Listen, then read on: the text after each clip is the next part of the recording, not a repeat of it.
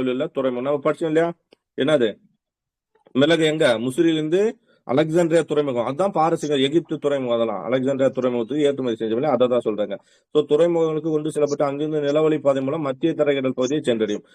இருவருக்கும் இடையில் எளிமையான நேரடி வணிகத்திற்கு ஆசிய சந்தைகளில் வாய்ப்பில்லை என்பதை ஐரோப்பர் விரைவிலேயே புரிந்துள்ளனர். ஏன் அப்படின்னா என்ன கைப்பற்றப்பட்டது? துருக்கி கைப்பற்றப்பட்டு நிலவழியை அடைச்சிட்டான். அப்ப நம்ம என்ன பண்ண முடியாது, அந்த சந்தை வந்து இதா இருக்க முடியாதுன்னு சொல்லிட்டாங்க. ஏனெனில் உள்ளூர் பொருளாதாரங்களில் ஐரோப்பிய பொருட்களுக்கான தங்கம் வெள்ளி தவிர இப்போ நம்ம நாட்டுல என்னன்னா அவங்க நாட்டுல என்னன்னா தங்கம் வெள்ளி, ஆனா அவங்க இதுல என்ன கிடையாது, நறுமண பொருட்கள் கிடையாது. சோ அப்போ தங்கம் வெள்ளி தவிர வேற எந்த தேவையும் இல்லை யாருக்கு, நமக்கு.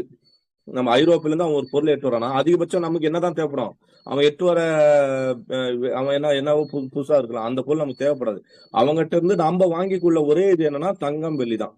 ஓகேங்களா? ஆனா நம்ம கிட்ட என்ன இருக்கு, மற்றொரு புறம் தென்கிழக்கு ஆசிய நாடுகளின் சந்தைகளில் இந்திய துணிகளுக்கு இருந்த உலகளாவிய தேவை, நம்மளோட துணி என்னது உலகளாவிய தேவை, இந்திய துணிகள் செலவாணி ஊடகம். அப்போ இந்திய துணிகள் தான் என்ன பண்ணுது, அந்நிய செலவாணி ஊடகம் சொல்றோம் இல்லையா? அதாவது இன்னைக்கு என்ன பண்றோம், தங்கம் வெள்ளியை வந்து அந்நிய நாடோட இதா சொல்லுவோம், எந்த நாட்டிலயும் தங்கம் செல்லும்.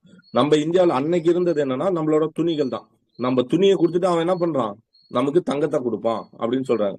சோ அப்போ இந்தோனேசியா தீவுகளில் சோழமண்டல கடற்கரை பகுதியை சேர்ந்த வண்ணம் பூசப்பட்ட துணிகளுக்கான தேவை டச்சுக்காரரையும் ஆங்கிலேயரையும் கிழக்கரையில் தங்கள் நிறுவனங்களை அமைத்துக் கொள்ள செய்தது.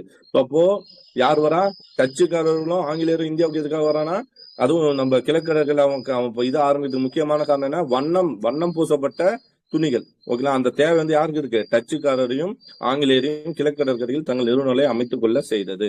அங்கிருந்து கொண்டு துணிகளை கொள்முதல் செய்து அவற்றை லாபகரமான நறுமண பொருட்களுக்காக பண்டமாற்றம் செய்து கொண்டார். ஓகேவா? என்ன பண்றான், நம்ம கிட்ட வந்து அந்த அந்த டிசைன் பண்ண சட்டையை இது பண்ணிட்டு என்ன பண்ணிக்கிறான், நறுமண பொருட்களை மாத்திக்கிறான். ஓகேவா? ஓகே. இந்தியாவில் மிக பெரும் வணிகர்களின் உதவியும் உறவும் இருந்தால்தான் தாங்கள் வெற்றி பெற இயலும் என்பதை தொடக்கத்திலிருந்து ஐரோப்பியர் உணர்ந்தனர். இந்திய வணிகர்களின் ஐரோப்பியர்களிடம் தங்கள் வணிகத்தை விரிவுபடுத்த கிடைத்த புதிய வணிக வாய்ப்பினை கண்டு அவர்களோடு இணைந்து செயல்பட்டனர். என்ன பண்றாங்க, நம்ம கிட்ட வந்து கூட்டமைப்பு வச்சுக்கிறாங்க அரசர்களோட. சூரத் நகரில் பிரச்சனை ஏற்பட்டதால் தங்களுக்கு ஆதரவு தரும் முகலாய அரசாங்கத்தின் பாதுகாப்போடு வணிகர்கள் செயல்பட்டு வந்தனர். நம்ம என்ன பண்றோம், இதுக்கு அதுலயே வந்து நம்ம நினைப்போம் தென்னிந்தியாவின் இந்தியாவின் மான்செஸ்டர் என்ன, மும்பையா? ஆமா, இந்தியாவோட மும்பை. அதுக்கு முன்னாடியே மிக பெருசா மும்பைன்றது வந்து பின்னாடி வந்ததுதான். அதுக்கு முன்னாடியே வந்து இந்தியாவோட மிகப்பெரிய வணிக சந்தையா இருந்தது எதுனா சூரத். ஓகேவா? சூரத் தான். நீங்க எங்க பார்த்தாலும் படிச்சிருப்பீங்க, ஆங்கிலேயர் வந்து எங்க வந்து முதல்ல துணிக்கடை எங்க வந்து வணிக மையத்தை ஆரம்பித்து பர்மிஷன் கேட்பாங்க, சூரத் தான். ஓகேவா? அதே மாதிரி வந்து நம்ம படிச்சிருப்போம் அக்பர் இவரோட காலத்திலே சிவாஜி வந்து எந்த நகரம் முறை கொள்ளையடிச்சிருப்பாரு, 1670. ஏன்னா சூரத் தான் வந்து எங்க குஜராத் படிக்கிறோம் இல்லையா, குஜராத்தில் தானே சூரத் அமைஞ்சிருக்கும், அந்த குஜராத்தோட பகுதியில் தானே சூரத் அமைஞ்சிருக்கும். சோ அப்போ அந்த இடத்துல வந்து என்னன்னா அது வந்து எளிமையா தாக்கப்படக்கூடிய ஒரு பகுதியா இருக்கு. எது சூரத்ன்றது வந்து எளிமையா தாக்கக்கூடிய பகுதியா ஒண்ணு இருக்கு. சூரத்துக்கு ஆப்போசிட்டா உருவாக்கின ஒரு பகுதி, அதுக்கு மாற்றாக உருவாக்கப்பட்ட ஒண்ணுதான் என்னது, மும்பை. நான் சொல்றதுதான், சூரத்து தான் பெரிய வணிக நகரம். அது வந்து எளிதா யாரால தாக்கப்படுது, ஏன்னா அது எங்க இருக்கு, அரபிக்கடல் ஓரத்துல இருக்கு. சோ அது எளிதா எல்லாராலையும் தாக்கப்படுது, கைப்பற்றப்படுது. அங்க போர் சூழல் இருந்துட்டே இருக்கிறது ஒரு காரணத்துக்காக தான் நம்ம என்ன பண்றோம், எங்க கொண்டு வந்துட்டோம், முகலாய மும்பையை வந்து இதா மாத்திட்டோம், வணிக நகரமா மாத்திரும். சரிங்களா? அப்ப சூரத் நகரில் பிரச்சனைகள் ஏற்பட்டதால் தங்களுக்கு ஆதரவு தரும் முகலாய அரசாங்கத்தின் பாதுகாப்போடு வணிகர்கள் செயல்பட்டு வந்தனர். ஏன்னா சூரத் தாக்கப்பட்டிருக்கு. அப்ப யாரோட இங்க இது தேவை, முகலாய. ஏன்னா அப்ப முகலாயர் தானே 1600 முகலாயர் தானே இருக்காங்க. அப்போ நமக்கு முகலாயரோட பாதுகாப்பு தேவைப்படுது. அதனாலதான் வந்து போர்ச்சுகலா இருக்கட்டும் ஆங்கிலேயர் இருக்கட்டும் எல்லாமே வந்து முகலாயர்கிட்ட பர்மிஷன் கேட்டு இது பண்ணிட்டு இருக்காங்க. பழவேற்காடு பின்னர் ஆங்கிலேயரின் கீழ் இருந்த சென்னை, ஃபர்ஸ்ட் பழவேற்காடு, அடுத்தது சென்னை, இதெல்லாம் இந்த கிழக்கடற்கரையில தான் புதுச்சேரி ஆகிய காலனி ஆதிக்க நிலப்பகுதிகளை தங்களுக்கு பாதுகாப்பான இடங்களாக இந்திய வணிகர்கள் கருதினர். தமிழக பகுதியில் தொடரும் அரசியல் குழப்பம் விலகி இவ்விடங்களிலிருந்து தங்கள் வணிகத்தை பாதுகாப்பாக செய்ய இயலும் என நினைத்தனர். ஐரோப்பியருடன் இந்திய வணிகர் மேற்கொண்ட வணிக நடவடிக்கைகள் 1700ஆம் ஆண்டு வரை பாதகமற்ற முறையில். அப்படின்னா பாதகமற்றம்னா எந்த ஒரு டிஸ்டர்பன்ஸும் இல்ல, ரெண்டு பேருக்கு எந்த பாதகமும் கிடையாது, ஒரு ஸ்மூத்தா போயிட்டு இருக்கு. சூரத்தில் மராத்திய படையெடுப்புக்கு குறித்து 1700 மென்ஷன் பண்ணிக்கோ. சூரத்துல மராத்திய படையெடுப்பு குறித்து அச்சத்தினால் எப்ப வந்தது, இதுதான் சொன்னேன், சிவாஜி வந்து படையெடுக்கிறாரு. மராத்தியா தான் யாரு இந்த இடத்துல யாரும் சிவாஜி. எப்போ வர்றாரு, 1670 64 1670. சோ அப்ப அந்த 2 வருஷம் என்ன பண்றாரு, சூரத்தை தாக்குறாரு, கொள்ளையடிக்கிறார், சூறையாடுறார். அப்ப படையெடுப்பு குறித்த அச்சத்தினாலும் தகுந்த பாதுகாப்பு வழங்க இயலாத முகலாய அரசின் இயலாமையினாலும் சூழ்நிலை மாறியது. ஓகேங்களா. அதனால யாரு, ஆங்கிலேயரோ இல்ல மற்றவங்களோ ஐரோப்பியர் என்ன பண்றான், சூரத்தை டார்கெட் பண்றான். ஏன்னா இது வந்து ஒரு ஸ்மூத்தான ஒரு இதா இருக்கு அப்படின்ட்டு. ஆனா யாரோட தாக்கத்துக்கு பிறகு இது அந்த அச்சம் வருது, அங்க சிவாஜியோட தாக்கத்துக்கு பிறகு மராத்தி படையெடுப்பு பின்னாடி ஒரு அச்சம் வருது. இந்த இடம் வந்து என்னது, ஐயோ இது பாதுகாக்க முடியாத இடமா இருக்கும். ஏன்னா வணிக நகர்னா அங்க என்ன இருக்கும், தங்கம் வைரம் எல்லா பொருளும் அங்கதான் இருக்கும், முக்கியமான பொருளாம். சரி, அப்போ சென்னையில் தங்களை வலுவாக நிலைநிறுத்திக் கொண்ட ஆங்கிலேயரால் ஐரோப்பியருக்கான துணி ஏற்றுமதியை அதிகரிக்க இந்திய வணிகர்களை அதாவது இதுக்காக என்ன பண்றான், சென்னையில வந்து தங்களை வலுவாக நிலைநிறுத்திக் கொண்ட ஆங்கிலேயரால் ஐரோப்பியருக்காக துணி ஏற்றுமதியை அதிகரிக்க இந்திய வணிகர்களை ஏற்க இயலாத வணிக நிபந்தனைகளை ஏற்க வைக்க முடிந்தது. என்ன பண்றாங்க, அவங்க நிறைய இது போடுறாங்க, என்னது அது பேர் என்ன, நிறைய ஒப்பந்தங்களை, ஓகேங்களா, புதுசா இந்திய வணிகர்களை ஏற்கவில்லாத வணிக ஒப்பந்த நிபந்தனைகளை நம்ம பாக்கலையா. அந்த இண்டிகோ சாயம் இதெல்லாம் வந்து நிறைய பயிரிட சொல்லுவோம், அப்படிலாம் நான் பாத்துக்கோங்கள. அந்த மாதிரி நிறைய நிபந்தனைகளை வைக்கலாம், முன்கூட்டியே பணம் கொடுத்து இதை எனக்கு செஞ்சாகணும், அதை பண்ணி ஆகணும்னு சொல்றான். படிப்படியாக ஆங்கிலேய வணிகரும் உள்ளூர் வணிகருக்கும் இடையிலான அதிகார உறவு மாறத் தொடங்கியது. முந்தைய நூற்றாண்டில் வணிக காட்சியில் கதாநாயகர்களா இருந்த வர்த்தக இளவரசர்கள் முற்றிலும் காணாமல் போனதை நம்மால் பார்க்கலாம். அப்படியே என்னாவது அது பின்னாடி பிரச்சனை ஆகி கட்டாயமா நம்மள என்ன பண்றான், அதான் நம்ம பாப்போம்ல, இண்டிகோ புரட்சி, கருநில சாய புரட்சி எல்லாம் படிப்போம்ல, அளவுக்கு மீறி என்ன பண்றான், நம்மள வந்து சுரண்டுவான். சோ அது ஐரோப்பாவில் இந்திய துணிகளுக்கான தேவை அதிகரித்ததால் அது இந்திய பொருளாதாரத்தின் மீதும் தாக்கத்தை ஏற்படுத்தியது. ஐரோப்பால யாருக்கான தேவை, இந்திய துணிகளுக்கான தேவை அங்க அதிகரிக்குது. சரி, தொடக்கத்திலே இத்தேவை அதிகரிப்பு உள்ளூர் பொருளாதாரத்துக்கு பயன்படுத்தாமல் உற்பத்தி காரணிகளும் கச்சா பொருள் மூலதனம் நேர்மறையாக வினையாற்றின. இருந்த போதிலும் ஐரோப்பாவின் தேவை தொடர்ந்து அதிகரித்த போது அதிக உற்பத்திக்காக கொடுக்கப்பட்ட நெருக்கடி. சோ என்ன மைண்ட்ல வரணும், இங்க எதை சொல்ல வரான், அந்த கருநில சாயம், அப்புறம் வந்து நம்ம இதுல இருந்து பருத்தி அதிகமா புடிங்கிட்டு போனது, அதனால என்னாச்சு, இங்க தொடர் பஞ்சம் ஏற்பட்டுச்சு, வறட்சி ஏற்பட்டுச்சு, அதெல்லாம் சொல்றான். மிக விரைவாக உற்பத்தி ஆதரவை பாதித்தது. தெற்கே அடிக்கடி ஏற்பட்ட பஞ்சங்களும், எப்போ எந்தெந்த பஞ்சங்கள் சொல்லலாம், 1866 என்ன பஞ்சம் வரும், ஒரிசா பஞ்சம். அதே மாதிரி அதுக்கு முன்னாடி 1798 96 சென்னை பஞ்சம்லாம் வரும், ஓகேங்களா. சோ அப்படி வந்து அடிக்கடி ஏற்பட்ட பஞ்சங்களும் கச்சா பொருட்களும் உணவு தானியங்களும் ஏற்பட்ட பற்றாக்குறையும் நெசவாளர்கள் கூடுதலாக ஏற்க வேண்டிய கடமைகள் ஆயின. இப்படி அதிகமான வணிக வாய்ப்புகள் குறுகிய காலத்திற்கு பயனளித்தாலும் நீண்ட கால விளைவு என்பது அவ்வாறே இருக்க வேண்டும் என்று அவசியம் இல்லை. சோ சும்மா சொல்றாங்க, இதெல்லாம் கதை தான், ஓகேங்களா. ஓகே, சோ இங்கதான் வந்து நம்ம என்னன்னா ஐரோப்பியல் வருகையும் அதற்கு பின்பும் இந்தியாவில போர்ச்சுகீசியர். நம்ம அங்க வரையும் அதாவது போர்ச்சுகீசியர் மட்டும் இப்ப நீங்க அங்கதான் நிக்கிறீங்க, எழுத சொன்னது போர்ச்சுகீஸ்ல தான் நிக்கிறீங்க. ஓகே, தனது வாஸ்கோடாமா டைட்டில் போட்டீங்களா, வாஸ்கோடாமா போட்டுருக்கீங்களா? ஓகே ஓகே, தனது முதல் பயணத்தில், ஓகேங்களா, தனது முதல் பயணத்தில் வாஸ்கோடாமா 3 கப்பல். அப்ப எப்ப வர்றாரு வாஸ்கோடாமா, நோட் பண்ணுங்க, 1498 ஆகஸ்ட் 29. நோட் பண்ணுங்க, ஒரு நிமிஷம்.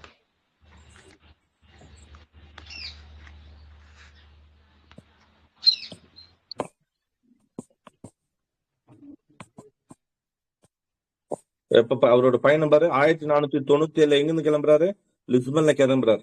அப்போ அப்போ போட்டுங்க மேல, வாஸ்கோடாமா 1497 கிளம்புறாரு. எப்ப ரீச் ஆகுறாரு, 1498 ஆகஸ்ட், என்ன டேட் பார்த்தோம், 29, ஆகஸ்ட் 29. ஓகேங்களா. வேற எங்கேயாவது ஆகஸ்ட் 29 டேட் பார்ப்போமா, ஆகஸ்ட் 29 1947 எங்கே பாக்குறது, ஆகஸ்ட் 29 1947 வரைவு குழுன்னு பார்ப்போம் இல்லையா. அதே டேட்ல தான் வாஸ்கோடாமா வந்து இந்தியா வந்து இறங்குறாரு, ஓகேவா. 1498 ஆகஸ்ட் 29. எப்ப கிளம்பினாரானா 1497, கிட்டத்தட்ட 1 வருஷம் பயணம். Okay,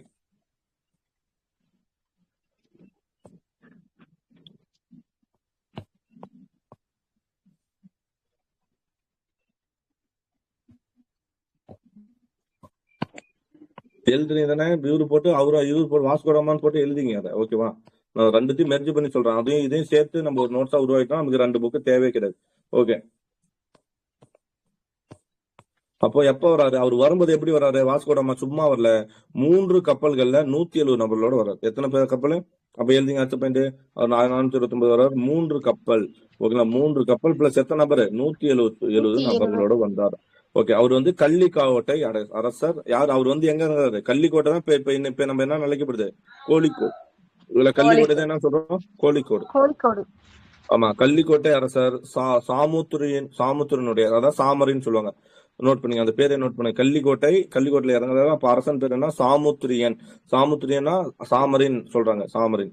okay. நட்புணர்வு வாஸ்கோடாம இருக்கு மகிழ்ச்சி. அவர் வந்து இறங்கும்போது அவர் வரவேற்றது யாருன்னு அப்ப இந்தியாவில் ஒரு காலடிக்கு வைக்கும் போது அவரை வரவேற்ற அரசர் என்ன? சாமுத்திரி ராஜா, அதாவது சாமரின். ஓகே, கடலோட ராஜா அப்படின்னு சொல்லுவாங்க. ஓகே, சரியா? ஓகேவா? ஓகே. 1498 ஆகஸ்ட் 29ஆம் நாள் தன்னுடன் வந்தவர்களில் உயிரோடு இருந்த அப்ப 170 பேரோட கிளம்புறாரு. எத்தனை பேர் தான் உயிரோடு இருக்காங்க? 55 பேர் தான் உயிரோடு இருக்காங்க. ஓகேவா? சோ அப்ப எவ்வளவு இதா இருக்கும்? 115 பேர் இறந்துருப்பாங்களா? 115 பேர் இறக்க சேராம இருக்கு. 55 மாலுமியோட இந்தியாவில 2 கப்பல்களில் இந்திய சரக்குகளுடன் ஊர் திரும்ப பயணத்தை மேற்கொண்டார். அதாவது வந்தவர்களில் உயிரோடு இருந்து 50 ரிட்டர்ன் போறாரு. 55 மாலுமிகளுடன், தன்னோட வந்த உயிரோடு இருந்து 55 மாலுமிகளுடன் 2 கப்பல்களில் மொத்தம் 3 கப்பல் வந்தாரா? இப்ப எத்தனை போறாரு? 2 கப்பல்கள். 2ல இந்திய சரக்குகளுடனும் ஊர் திரும்ப பயணத்தை மேற்கொண்டார். அதாவது 3 கப்பலுமே கூட இருக்கும். அதுல வந்து 2 கப்பல்ல முழுசா என்ன இருக்கு? சரக்குகள் இருக்கு. ஓகேங்களா? இந்திய சரக்குகளுடன் ஊர் திரும்பும் பயணத்தை மேற்கொண்டார். அதாவது ரிட்டர்ன் போறது 1498 ஆகஸ்ட் 29ஆம் நாள் தன்னுடன் வந்தவர்கள். அவர் ரிட்டர்ன் போறது எப்போ? ரிட்டர்ன் போறது இந்தியாவுக்கு வந்து அப்போ அதோட முன்னாடியே இருந்திருக்கலாம். வந்துட்டு ரிட்டர்ன் போறது எப்போ? 1498 ஆகஸ்ட் 29. ஓகேவா? அப்படிதான் சொல்ல வராங்க. 1498 ஆகஸ்ட் 29 தான் அவர் ரிட்டர்ன் போறாரு. இந்தியாவுக்கு வந்துட்டு போறாரு. நோட் பண்ணீங்க. ஓகேவா? நெக்ஸ்ட், வாஸ்கோடாமின் வெற்றி. அப்ப என்ன பண்றாரு? இந்தியாவுக்கு வெற்றிகரமா வந்து 170 பேர்ல 55 பேரோட 2 கப்பல்ல 3 கப்பல்ல 2 கப்பல் என்ன பண்றாரு? மொத்தம் 3 கப்பல். அதுல 2 கப்பல் முழுக்க என்ன இருக்கு? இந்திய சரக்குகள். ஒரு கப்பல் அவர் பயணம் செய்யறாரு. அப்போ 3 கப்பலோட என்ன பண்றாரு? போறாரு. வாஸ்கோடாமின் வெற்றி போர்ச்சுகலை 64 மடங்கு லாபம்னு சொல்லுவாங்க சார். அப்படியா? 64 மடங்கு. நோட் பண்ணி. ஓகே, 64 மடங்கு என்ன பண்றாருன்னா லாபத்தோட. ஓகே, 64 மடங்கு லாபத்தோட ரிட்டர்ன் கிளம்புறாரு. ஓகேவா? எழுதிட்டீங்களா? 64 மடங்கு லாபம் பிராக்கெட்ல போட்டுங்க. ஊர்த்தமிழ வாஸ்கோடாமின் வெற்றி போர்ச்சுகல் என்ன பண்ணுது? 2வது பயணம் மேற்கொள்றாங்க. 1200 மாலுமிகளை 13 கப்பல்களுடன். இந்த வாட்டி யாரு வரா? Pedro Alvares Cabral. என்ன பேர் அவர் பேரு? வாஸ்கோடாமுக்கு அடுத்து 2வது வருது யாரு? Pedro Alvares Gabriel. நோட் பண்ணி அந்த பேர் எழுதிங்க. பெட்ரோ ஆல்வரிஸ் கேப்ரல் என்பவரின் தலைமையில் மீண்டும் அனுப்பி வைக்கப்பட்டது. ஓகேங்களா? எப்போ வர்றாரு அவரு? அதுக்கப்புறம், இவருக்கு அப்புறம். ஓகேவா? நடுவுல 1498 அப்புறம் இவர் ஒரு 1500 அந்த மாதிரி சமயத்துல வர்றாரு. ஞாபகம் வச்சுங்க. ஓகேங்களா? யாரு வரா? Pedro Alvares Gabriel. அவர் எத்தனை கப்பலோட வராரு? 1200 மாலுமிகளை கொண்ட 13 கப்பலோட வராரு. 13 கப்பல், 1200 மாலுமிகள். ஓகே. அப்போ மீண்டும் ஆல்வரிஸ் கேப்ரல் என்பவரின் தலைமையில் மீண்டும் அனுப்பி வைக்க செய்தது. அதுக்கப்புறம் மீண்டும் யார் வர்றாரு? 1502 அக்டோபர் 29ஆம் நாள் 20 கப்பலுடன் வாஸ்கோடாமா. மீண்டும் யார் வர்றாரு? வாஸ்கோடாமா 2வது பயணம். அது எப்பனா 1502ல வராது.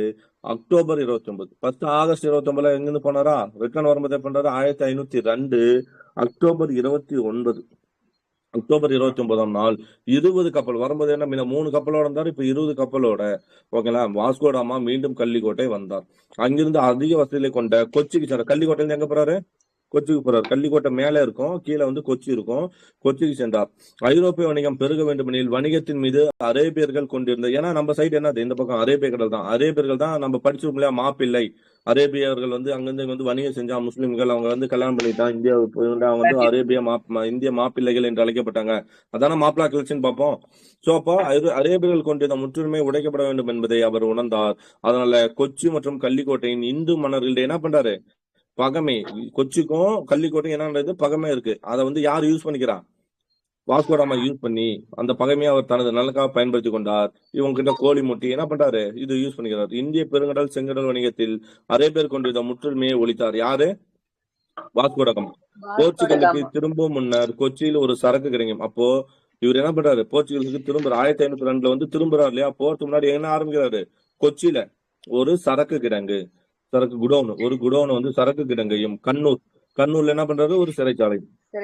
அப்போ கொச்சியில வந்து என்ன பண்றாரு? எழுதிங்க. கொச்சியில ஒரு சரக்கு கிடங்கு, கண்ணூர்ல சிறைச்சாலை. எழுதிட்டீங்களா?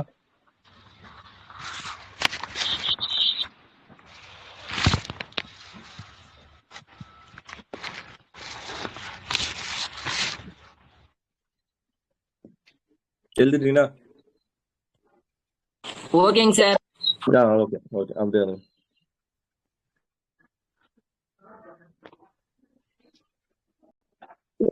அப்போ பாத்துங்க ஓகேங்களா. வாஸ்கோடம் அதே டேட்டா தான் 1400 கள்ளிக்கோட்டை வந்தார். அவரை மன்னர் சாமரன் வரவேற்றார். இரண்டாவது போர்ச்சுகீசிய மாலுமி பெட்ரோ ஆல்வரிஸ் காப்ரல் என்பவர் வாஸ்கோடாமின் கடல் வழியை பின்பற்றி 13 கப்பல்களுடன் எத்தனை பார்த்தோம், சில 100 வீரர்கள் இருக்கா. அப்ப அந்த இடத்துல நம்ம என்ன போட்டுலாம், இப்ப போடு, அந்த இடத்துல நம்ம ஆல்ரெடி போட்டோம். என்ன போட்டோம், 1200 வீரர்களுடன். அப்ப அந்த இடத்துல என்னாச்சு, 11th புக்ல என்ன வருஷம் இல்ல, நான் சும்மா சொன்ன ஒரு தோராயமா என்ன வருஷம் போட்டுக்கன்னு சொன்னேன், 1500 போட்டுக்கன்னு சொன்னா. இப்ப போட்டுக்கோ, கன்ஃபார்ம் ஆச்சா, 1500. ஓகே. அப்ப எப்ப வராரு, ரெண்டாவது யார் வர்றாரு, பெட்ரோ அல்வாரிஸ் காப்ரல் என்பவர். அந்த இடத்துல நம்ம எழுதி இருக்கோம்ல, நம்ம ஆல்ரெடி எழுத சொன்னா பெட்ரோ அல்வாரிஸ் காப்ரல் வந்தாரு, 13 கப்பல்ல 1500 வீரர்களோட வந்தாருன்னு போட்டோம்னா அந்த வருஷத்துல 1500 போட்டுங்க. ஓகேவா. வாஸ்கோடாமா அப்புறம் என்ன பண்ணாரு, 1501 20 கப்பலுடன் இரண்டாவது முறையாக இத்தனை நம்ம என்ன போட்டோம், 1502 அக்டோபர் 23 போட்டுக்கிறோமா. ஆமா, பாக்கில எழுதிங்க, இதையும் எழுதிங்க. ஏன்னா அது டேட்டோட இது சும்மா போட்டுங்க. வாஸ்கோடாம அவர் கிளம்பி இருக்கலாம், ஓகேங்களா, வந்திருக்கலாம், இல்ல கிளம்பி 1502 வந்திருக்கலாம், ஏதோ ஒரு டேட்டா இருக்கும். இந்த டேட்டா வந்திருக்கு 1501 வந்தாலும் கரெக்டா ஞாபகம் வச்சுங்க. வாஸ்கோடாமா பிராக்கெட்ல எழுதிங்க. வாஸ்கோடாமா 1501 20 கப்பல், அங்க என்ன 20 கப்பல் தானே போட்டோம் நாம. 1502 அக்டோபர் 29 20 கப்பல் தானே அங்கேயும் போட்டோம்.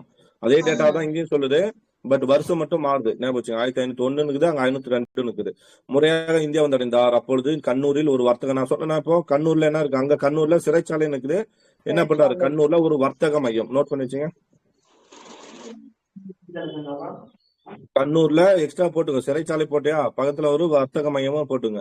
அதே மாதிரி கள்ளிக்கோட்டை கொச்சின் பகுதியிலும் வர்த்தக மையத்தை நிறுவனார். கள்ளிக்கோட்டை என்ன பண்றாரு, கள்ளிக்கோட்டையை நம்ம பார்த்தோம். கள்ளிக்கோட்டையில சரக்கு கிடவுனா, கள்ளிக்கோட்டையில இல்ல கொச்சியில தான் சரக்கு கிடவுனா. அது எங்க, கொச்சி தானே, கொச்சி எக்ஸ்ட்ரா போட்டு கள்ளிக்கோட்டையிலயும் கொச்சி பகுதியிலும் வர்த்தக மையம். ஓகேங்களா. கண்ணூர்ல ஒரு வர்த்தக மையம், அப்புறம் கொச்சின்னு கள்ளிக்கோட்டையில ஒரு வர்த்தக மையம். இதனால் இப்போ யார் வருது, கோபம் கொண்ட மன்னர் சாமரின் என்ன பண்றாரு, போர்ச்சுகீஸ்ல தகருது. ஏன்னா என்னோட பர்மிஷன் இல்லாம நீ என்ன பண்ற, கள்ளிக்கோட்டையிலயும் இதுலயும் நீ என்ன பண்ற, இதை அமைக்கிற, இது வணிக மையத்தை நிறுவிக்கிற அப்படின்னு சொல்லி கோபம் கொண்டார். சாமரின் போர்ச்சுகீசிய தாக்கினார், ஆனால் அவர் போர்ச்சுகீசியால் தோற்கடிக்கப்பட்டார். பின்னர் கொச்சின் போர்ச்சுகீசிய கிழக்கிந்திய கம்பெனியின் முதல் தலைநகரம், நோட் பண்ணிக்கோ, கொச்சின் போர்ச்சுகீசிய கிழக்கிந்தியரின் கம்பெனியின் முதல் தலைநகரம். அப்போ போர்ச்சுகீஸோட முதல் தலைநகரம் எது எழுதிங்க, போர்ச்சுகீஸ் முதல் தலைநகரம். கிட்டத்தட்ட 1502 1510 அந்த காலத்திலே வந்துரு, அப்பவே வந்துருது. ஓகேவா, 1500 சம்திங்லே. ஓகே.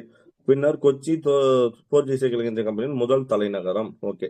1524 வாஸ்கோடாமா மூன்றாவது முறை, இதை நம்ம அங்க பாக்கல, இங்க பாத்துங்க. 1524 எழுதிங்க, வாஸ்கோடாமாவோட மூன்றாவது முறை பயணம் 1524. அவர் இந்தியா வந்த பொழுது நோய்வாய்ப்பட்டு டிசம்பர் 1504 கொச்சியில் கிளம்பும். அவர் எங்க இருக்கிறாரு, இந்தியாவில இறந்துறாரு 1524 டிசம்பர் மாசம். மூணாவது முறையா இந்தியாவுக்கு வரது 1524. இந்தியாவில மூணாவது முறை வரும்போது டிசம்பர்ல என்ன பண்றாருன்னா இறந்துறாரு. எங்க, கொச்சியில இறந்தாரு. ஏன் கொச்சியில இருக்கிறாரு, ஏன்னா தலைநகரம் எங்க வந்துருச்சு அவங்களுக்கு,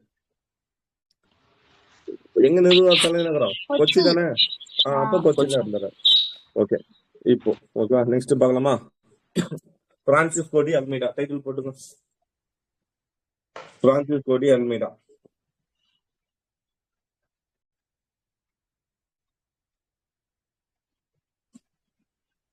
ஓகேவா, போட்டீங்களா. பிரான்சிஸ்கோ டி அல்மீடா 1505 to 1509, நோட் நீங்க பிராக்கெட்ல. அப்போ ஏன்னா வாஸ்கோடாமா 1502 வராரு, அவருக்கு அப்புறம் நடுவுல யார் வந்திருக்கலாம், பிரான்சிஸ்கோ டி அல்மீடா வராது 1505 to 1509.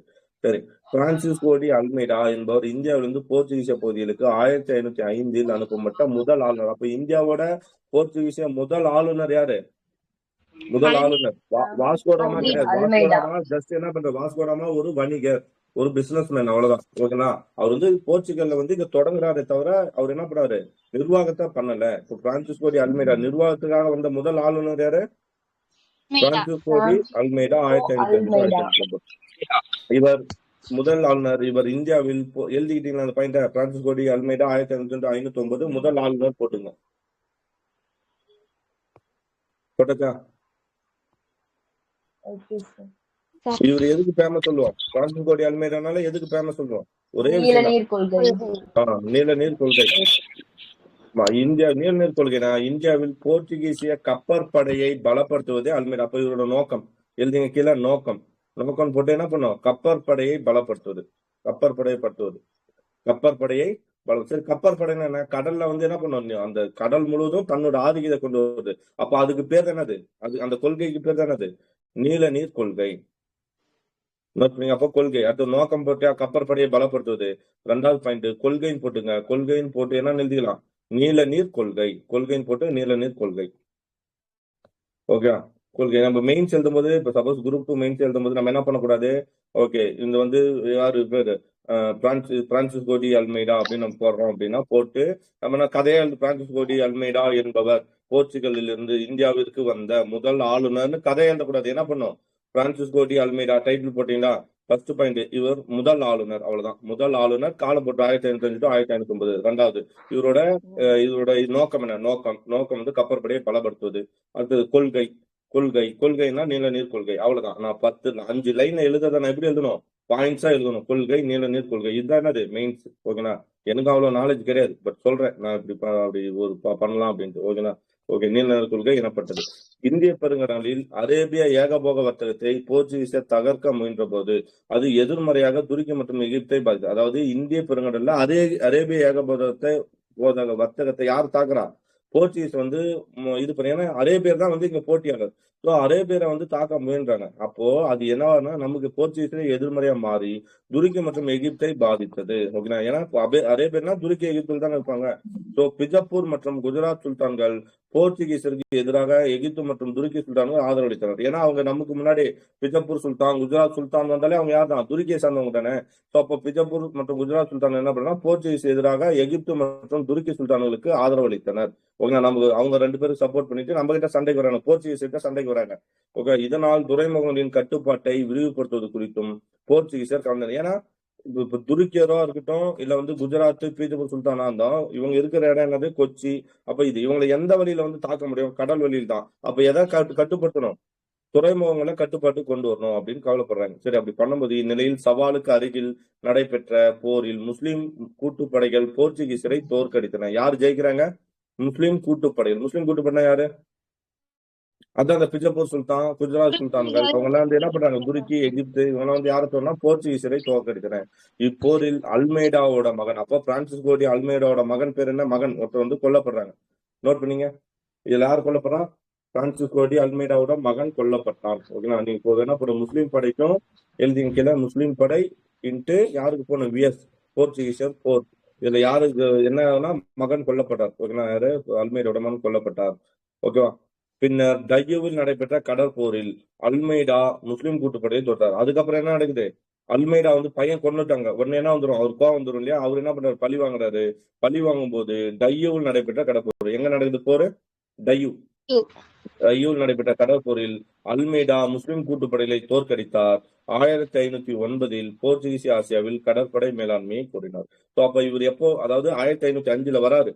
வந்து இவரோட நோக்கம் என்ன? கடற்படையை பலப்படுத்துவது, நீர் கொள்கை. அதை எப்ப சாதிச்சு பண்றாரு? 1509 டையூல எல்லாத்தையும் தோக்கடிச்சு 1509 ஓகேனா போர்ச்சுகீசியர் ஆசியாவில் கடற்படை மேலாண்மையை கூறினார். அப்படின்னா அது கடற்படை மேலாண்மையை கொண்டு வந்துட்டான். இவனுக்கான மேலாண்மை கடற்படையில ஒரு மேனேஜ்மெண்ட்டை உருவாக்கிட்டான். எப்போ?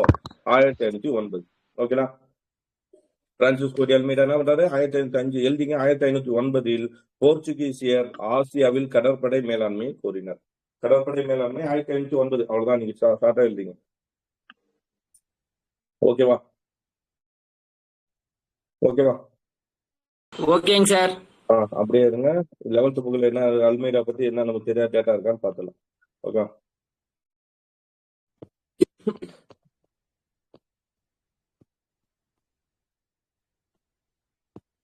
ஓகே.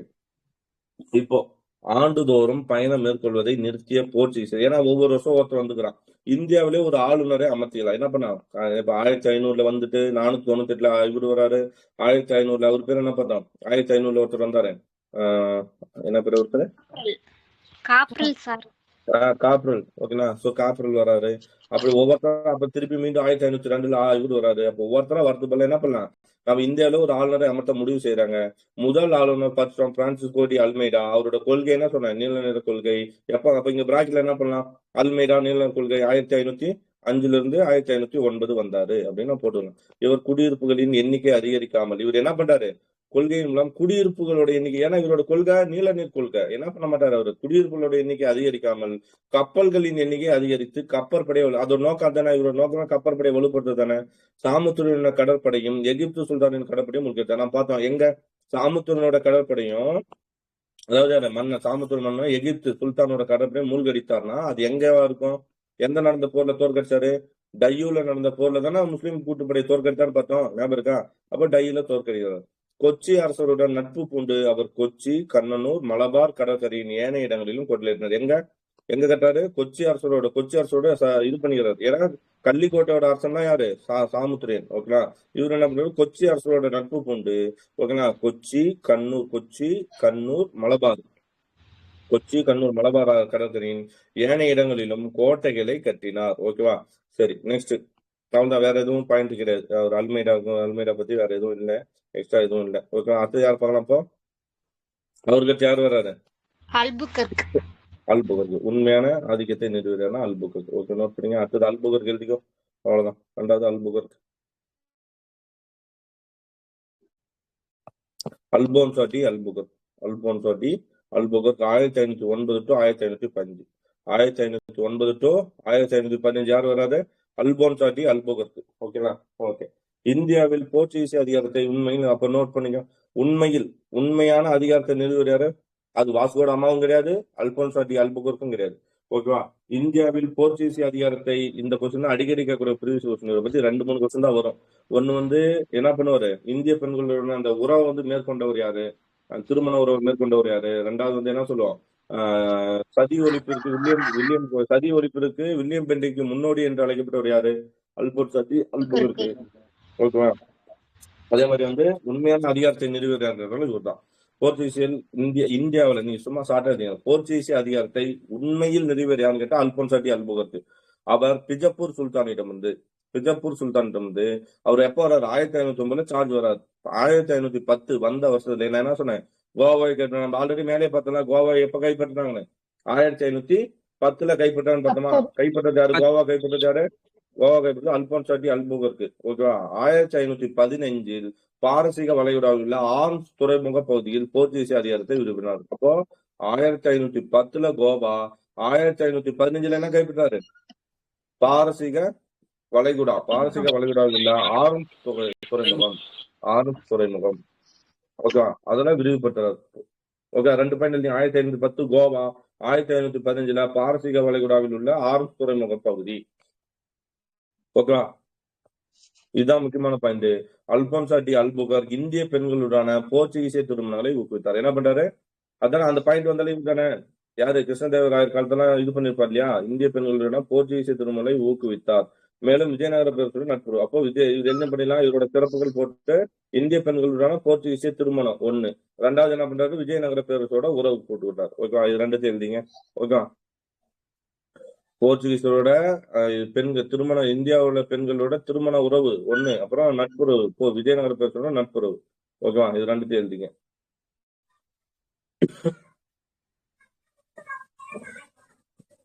ஓகேவா? சரி.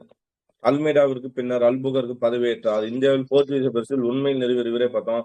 அதுதான் பிஜப்பூர் அரசன் யூசப். அங்க பிஜப்பூர் அரசன் மட்டும் தானே பார்த்தோம். அது யாரு? யூசப் அடில் கான். எங்கேயாவது பாப்போமா?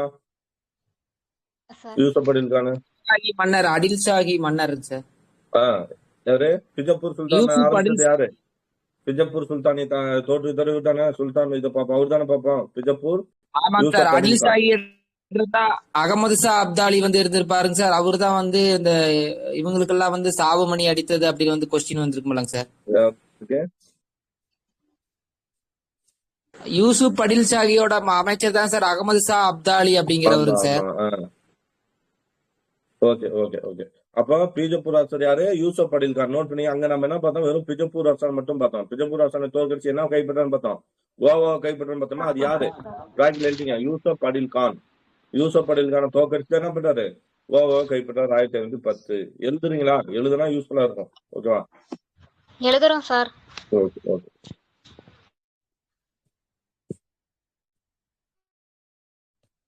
கோவாவை முக்கிய வணிக மையமாக வளர்த்தெடுத்தார். அவர் இவர் என்ன பண்றாரு, கோவா வந்து ஒரு முக்கிய வணிக மையமாக வளர்த்தெடுத்தார். அனைத்து மதம் சார்ந்த மக்களையும் கோவாவில் குடியேற ஊக்குப்படுறாரு. நம்ம சொன்னோம் இல்லையா, கோவா என்ன பண்றாரு, வணிக மையமா மாத்துறாரு. அனைத்து மக்களையும் கோவாவில் குடியேற ஊக்கப்படுத்துறாரு. ஐரோப்பியர் இந்திய பெண்களை திருமணம் செய்து கொண்டு போர்ச்சுகீஸ் கட்டுப்பாடு இந்த பகுதியில் குடியேறுவதை ஆதரித்தார். ஓகேங்களா. ஆனா இதுக்கு முன்னாடி இருந்த ஒருத்தர் வந்து குடியேற்றத்தை பத்தியே இது பண்ணல. அவர் ஜஸ்ட் எதை பத்தான் இது பண்ணாரு, கப்பல் படை மட்டும்தான். இதனால இவர் உண்மையான அதிகாரத்தை நிறுவனம் புரியுதா? ஏன்னா இவர் என்ன பண்றாரு, மக்களோட குடியேற்றத்தை இது பண்றாரு. கட்டுப்பாடு இருந்த போர்ச்சுகீஸ் கட்டுப்பாடு பகுதியில் குடியேறுவதை ஆதரித்தார். இந்தியாவிற்கும் சீனாவிற்கும் இந்த மெக்காவிற்கும் கெய்ரோவிற்கும் இடைப்பட்ட வணிக தரங்களின் மீது மேலாதிக்கம் செலுத்தி வந்த முஸ்லிம் வணிகர்களை தோற்கடித்த அவர் மலாக்காவை, அதாவது மலேசியாவில் உள்ளது, கைப்பற்றியதால் பேரரசை விரிவடைந்தது. யாரு பேரரசை விரிவடைகிறாரு, எக்ஸ்ட்ரா மலேசியாவில் இருக்கக்கூடிய ஒரு பகுதியும் ஒரு கைப்பற்றார். அதனால பேரரசு விரிவடைதல. இந்தியா இங்க இருக்குது, மலேசியா இந்த பக்கம் இருக்கும். இவர் என்ன பண்றாரு, இந்தியாவை தாண்டி மலாக்காயிலும் என்ன பண்றாரு, போயிட்டு தன்னோட பகுதியை நிறுவுறாரு. இதனால ஆட்சி பகுதி விரிவடைந்தது. அரேபியரை தாக்கி, இந்த பக்கம் அரேபியரை தாக்கி ஏடன் நகரை கைப்பற்றுவதில் வெற்றி பெற்றார். அப்போ நோட் பண்ணி வச்சுங்க, மலாக்காவை கைப்பற்றினார். ஒண்ணு, மலாக்காவை கைப்பற்றிருக்காரு. ரெண்டாவது என்ன பண்ணிருக்கோம், ரெண்டாவது என்ன பண்றாரு, அரேபியரோட ஏடன் நகரை கைப்பற்றிருக்காரு. அரேபியாவோட ஏடன், கிழக்கு கடற்கரையில இந்த பக்கம் கிழக்கு சைடு வந்து மலாக்கா, மேற்கு சைடுல வந்து ஏடன், அரேபியாவோட ஏடன் நகரை கைப்பற்றி வெற்றி பெற்றார். அதே மாதிரி 1505 நம்ம அங்க பார்த்தோம்ல, ஒரு பாரசீக துறைமுகத்தை என்ன பண்ண, பாரசீக துறைமுகத்தில் உள்ள ஆர்ம்ஸ் துறைமுகத்தை பார்த்தோமா, ஞாபகம் இருக்கா? பாரசீக வளைகுடாவில் உள்ள ஆர்மஸ் துறைமுகம். அது எப்பன்னா 1515. 1515. ஓகே, 1515. அப்போ அந்த பாயிண்ட் போய் அங்க எழுதிருக்கு. 1515 தான் பாரசீக துறைமுகத்தில் உள்ள வளைகுடாவில் ஆர்ம்ஸ் துறைமுகத்தை கட்டுப்பாட்டுக்கு கொண்டு வரும். நெக்ஸ்ட், உடன்கட்டை சதி, இது எழுதிங்க. உடன்கட்டை சதி எறும் பழக்கத்தை யார் நிறுத்த, யார் முயன்றாரு, அல்பன் சிட்டி அல்புகர். இந்த பாயிண்ட், உடன்கட்டை ஏறும் பழக்கத்தை நிறுத்த முயன்றார் அப்படின்னு போட்டுங்க. உடன்கட்டை ஏறும் பழக்கத்தை நிறுத்த முயன்றார் போட்டீங்களா? போட்டுட்டு கீழே என்ன பண்ணுங்களா, பிராக்கெட்ல வில்லியம் பெண்டிங்குக்கு முன்னோடி என்ன எழுதணும், வில்லியம். ஏன்னா வில்லியம் பெண்டிங் எப்போ வர்றாரு, 1829 தானே சதியை ஒழிக்கிறாரு. Okay, December 4 1829. அப்ப வில்லியம் பெண்டிங் ஒழிக்க நினைச்சது இவர் எப்போ ஒழிக்கிறாரு, 1509 to 15 அந்த காலத்திலே ஒழிக்கிறாரு, முயற்சி செய்யறாரு. சோ அப்போ நோட் பண்ணீங்க, உடன்கட்டை சதியேறும் பழக்கத்தை நிறுத்த அல்புகம், வில்லியம் பெண்டிங்க்கு முன்னோடி யாருன்னு எழுதிங்க, அல்போன்சோ டி அல்புகர்க்கு. ஓகேவா? அடுத்தது, இந்தியாவில் போர்ச்சுகீஸ் பேரரசு வலிமை பெற்றதில் அவ்வளவுதான். யார் முடிஞ்சா, அல்போன்சோ டி அல்புகர்க்கு. எதனால அவர் உண்மையான அதிகாரத்தை நிறுவனம் புரியுதா? ஏன்னா மலாக்காவில ஆட்சி நிறுவுறாரு, ஏடன் துறைமுகத்தை கைப்பற்றாரு, ஆர்ம்ஸ் துறைமுகத்தை 1515 கைப்பற்றாரு, கோவா பிஜப்பூர் சுல்தான் வந்து கோவா யூசப் அடில் கான் வந்து கோவாவை கைப்பற்றாரு, கோவா ஒரு வணிக மையமா மாத்துறாரு, கோவால மக்களை குடியேற வைக்கிறாரு, இந்திய பெண்களோடு திருமண உறவு மேற்கொள்ள வைக்கிறாரு, விஜயநகரத்தோட நட்புறவு மேற்கொள்றாரு. அதனால இவர் வந்து உண்மையான ஆளுநர் அப்படின்னு பாக்குறோம். ஓகேவா? நெக்ஸ்ட் போலாமா? ஓகேங்க சார். ஓகே, அடுத்தது இவருக்கு அடுத்து யார் வரா? சார் இது வரைக்குமே முகலாயர்கள் வரல சார். அப்போ வந்து முகலாயர்களுக்கு முன்னாடியே இவங்கதான் வந்திருக்காங்க அப்படின்னு மாதிரி. முகலாயருக்கு முன்னாடியேவா? ஆமா, 1526 பானிபட் போலதான் யாரு வர்றாருன்னா முகலாயர் வராங்க. கரெக்ட். அப்ப ஆமா, அது முன்னாடி சுல்தான் தானே, அதான் கீழே சுல்தான்கள் தான் இருக்காங்க. பாமினி சுல்தான், இந்த பக்கம் டெல்லி சுல்தான்கள் தான் இருந்தாங்க. டெல்லி சுல்தான் இருக்கும்போது இவங்க வந்துடுறாங்க. Very good. டெல்லி சுல்தான் நம்ம அந்த காலத்துல யாரும் பார்ப்போம், 1504 தான் சிக்கந்தர் லோடின்றவர் என்ன பண்ணுவார், ஆக்ரால தலைவரா மாத்துவார். கரெக்டா? ஆமா, கரெக்ட். ஓகே, முகலாயர்களுக்கு முன்னாடியே இவங்க வந்துடுறாங்க. கரெக்ட். அடுத்தது நினோடி குன்கா. நோட் பண்ணுங்க, யாரு வரா, நினோடி குன்கா. ஆனா எப்போ 1515 நடுவுல கேப் வருது இல்லையா, இது கேப்ல வந்து சரி, நினோடி குன்கா நோட் பண்ணீங்க, கேப் விட்டுருங்க. நினோடி குன்கா 1529 to 38. அப்ப 1515 இருந்து சம்திங் நடுவுல வந்து யாரோ இருந்திருப்பாங்க. ஆனா அவங்க வந்து ஃபேமஸா சொல்லிக்கிற அளவுக்கு எதுவும் இல்லைனால நினோடி குன்கா போகிறோம். அங்க கீழே இருக்கும், ஆனா ஒரு மன்னனை பத்தி கொடுத்துருப்பாங்க கீழே, அவர் பார்த்தலாம் பின்னாடி.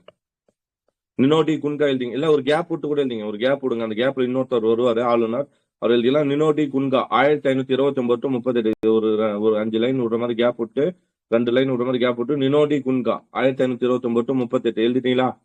1529 to 38. அல்புகருக்கு பிறகு கவர்னர் ஆன நினோடி குன்கா 1530 தலைநகரை எங்க நான் சொன்னேன், கொச்சியில இருந்து கோவாக்கு மட்டும் நான் பார்த்தோம் இல்லையா, வாஸ்கோடாமா வந்து தலைநகர் எங்க உருவாக்கிட்டாங்க அப்படின்னு பார்த்தோம்னா கொச்சியில உருவாக்கிட்டாங்க.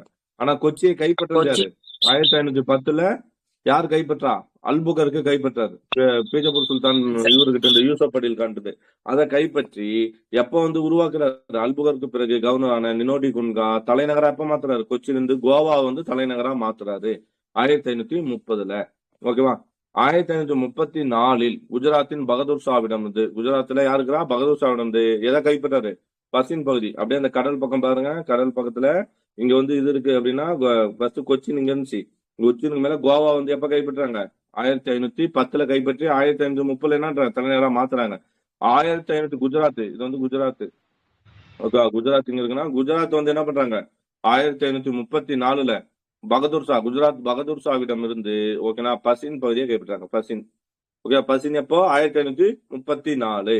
ஓகே, அதே மாதிரி மேலும் பசின் மேலும் டையூ எப்ப கைப்பற்றாங்க? டையூ இந்த இடைப்பட்ட கேப்ல இருக்கும்.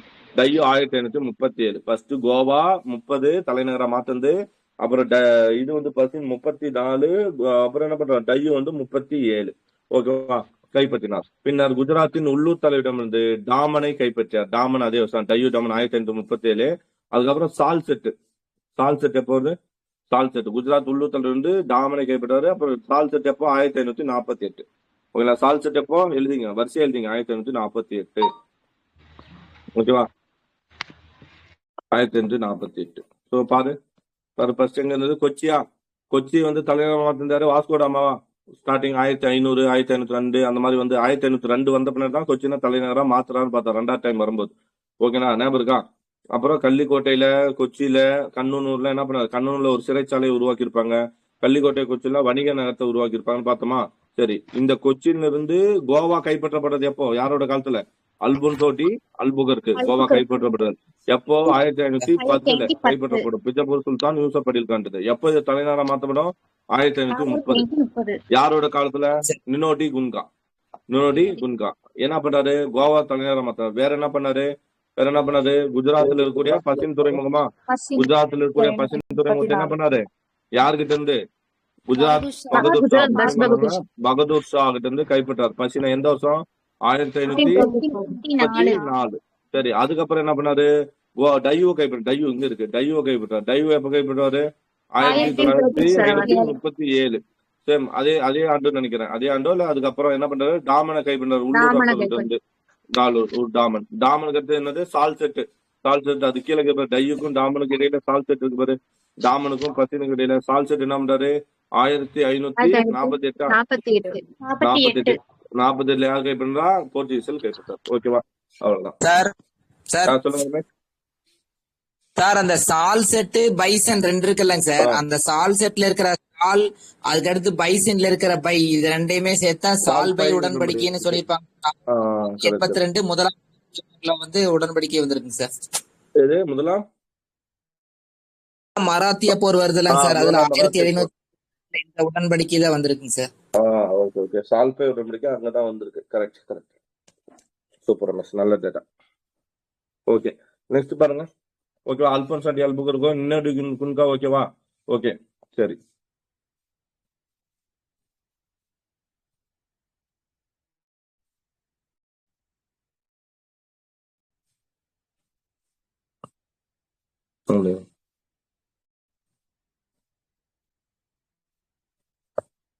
ஓகே, இப்ப யார் வந்துட்டு போயிட்டாருன்னா இவர் வந்துட்டு போயிட்டாரு.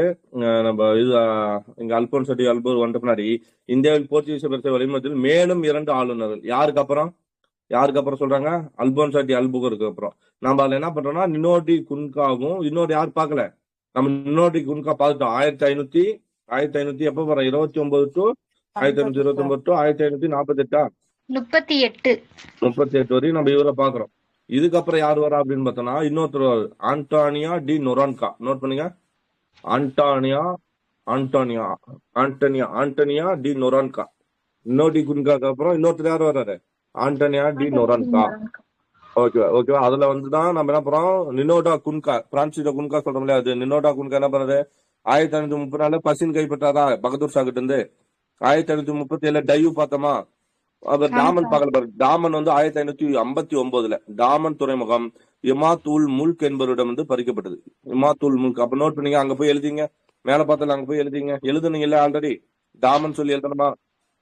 ஆமா சார். டாமன் எழுதணும்ல. டாமன் 1559 குஜராத் உள்ளூர் தலைவர்கிட்ட இருந்து மாத்தணும் பார்த்தோம்ல. 1559 டாமன். டாமன் அங்கேயே போய் எழுதணும். மீண்டும் கீழே ஒரு பாயிண்ட் எழுதக்கூடாது. மேலே போயிட்டு டாமன் 1559. ஓகேங்களா? யாருகிட்ட இருந்து கைப்பற்றாங்க? இமாத் உள்ளூர் உல் தலைவர் முல்க். குஜராத்தோட இமாத்துல் உள்ளூர். அந்த தலைவர் பேரும் சொல்லிட்டான். இமாத்துல் துறைமுகம் இமாத்துல் முல்க் என்பவரிடம் பறிக்கப்பட்டது. உள்ளூர் தலைவர் பேர் என்ன? இமாத்துல் முல்க். ஓகேவா? டாமனை 1559 கைப்பற்றாங்க. இதே சமயத்தில் 16ஆம் நூற்றாண்டின் இடைப்பகுதியில் கொழும்பில் ஒரு கோட்டை கட்டியதை தொடர்ந்து இலங்கையின் மீது, கொழும்புனா எங்க இருக்க? கொழும்பு இலங்கை தானே இருக்குது. கொழும்பு இலங்கை. ஓகேங்களா? ஊசி ஆமா, கப்பல் சார். இலங்கை. எங்க ரமேஷ்? தூத்துக்குடி கொழும்பு சார், வஉசி கப்பல். கரெக்ட். ஓகே, தூத்துக்குடில இருந்து கொழும்பு வரையும் போச்சுன்னு பார்த்தோம் இல்லையா? Very good. கொழும்பில் உள்ள ஒரு கோட்டையை கட்டியதை தொடர்ந்து இலங்கையின் மீதான போர்ச்சுகீசின் கட்டுப்பாடு. அது எங்க போறாங்க? தமிழ்நாட்டுல இருந்து இந்தியாவில இருந்து கொழும்புக்கும் ஒரு கோட்டையை கட்டி அங்க மூலியமா என்ன பண்றாங்க? விரிவாக்குறாங்க. டி நொரோன்காவின் காலத்தில் தான். டி நொரோன்கா யாரு? ரெண்டாவது வந்தார்ல, Antonia de Noronha. Antonio de நொரோன்கா காலத்தில் தான், அதாவது 1571 முகலாய அரசர் அக்பர் குஜராத்தில் உள்ள காம்பேவுக்கு வந்தார். நோட் பண்ணி இந்த பாயிண்ட. டி நொரோன்கா போடுங்க. Antonio de Noronha. Antonio de Noronha காலத்துல எந்த வருஷம்? 1571. 1571. ஓகேங்களா? 1500 நம்ம 1576 சம்திங் அந்த இதுல இந்த ஆல்த்தி காட்டு போர்லாம் பார்ப்போம். ஞாபகம் இருக்குல்ல? குஜராத் அப்பதானே அக்பர் இருப்பாரு. 76 சார். சேத்தன் ஆமா, குதிரை. சேத்தன் குதிரை. அந்த இந்த இந்த முறை ஒண்ணு, இந்த முறை அது பேர் என்ன? மண் சப்தாரி முறையா? மண் சப்தாரி தானே இவர் உருவாக்குவாரு. அது எந்த வருஷம் மண் சப்தாரி? ஆமாங்க சார், 1500 71 தான் பார்த்த மாதிரி இருக்கு பாருங்க. 1500 மண் சப்தாரி முறை பாருங்க ரமேஷ். சரி, பாட்டுவாங்க. ஓகே, அப்போ யாரோட காலத்துல அக்பர் குஜராத்தில் உள்ள காம்பேவுக்கு வந்தாருன்னா யாரோட காலத்துல? காம்பேனா வளைகுடா. குஜராத்ல காம்பே வளைகுடாக்கு எப்போ வந்தாருன்னா 1571. யாரோட காலம்? டி நொரோன்கா. ஆமா, ஆண்டோனியா டி நொரோன்கா. நெக்ஸ்ட், போர்ச்சுகீசருக்கும் முகலாயருக்கும் இடையிலான தொடர்பு அப்போ உருவானது. போர்ச்சுகீசருக்கும் ஏன்னா அப்பதான் முகலாயரும் என்ன செய்யறாங்க? முகலாயருக்கும் அவருக்கும் தொடர்பு உருவாகுது. ஓகேவா? நோட் பண்ணிட்டுமா? சரி. 1571 தான் குஜராத்ல வந்து வெற்றி கரெக்டா? ஜெயிச்சதுக்காக பதேபூர் சிக்கரி கட்டி இருப்பாருங்க சார். அது நோட் பண்ணுங்க. அப்ப குஜராத்ல தான் என்ன பண்றாரு? பஜப்பூர் சிக்ரி. கரெக்டா? பஜப்பூர் சிக்ரி அப்படின்ற ஒரு கோட்டை எப்ப கட்டுவார்னா, குஜராத்தை வெற்றி பெற்றதுக்கு. நம்ம சொன்ன காம்பேக்கு வராரு அப்படின்ட்டு, அதை வெற்றி பெற்றனாலதான் 1571 என்ன பண்றாரு? பஜப்பூர் சிக்ரி கோட்டையை இது பண்றாரு, கட்டுறாரு. நோட் பண்ணி வச்சுங்க. ஓகே, அது வேணா எழுதிங்க. முகலாய மன்னர் இங்க வராரு. இதே சமயத்தில் நம்ம என்ன பண்ணிக்கலாம்? கீழே வந்து அக்பர் வந்து 1571 குஜராத்தை வெற்றி பெற்றதன் தொடர்பாக தான் எதை கட்டுறாரு? பதேபூர் சிக்ரி என்ற கோட்டையை கட்டுறாரு. எழுதிட்டீங்களா? பதேபூர் சிக்ரி கோட்டை 1571 பிராக்கெட்ல.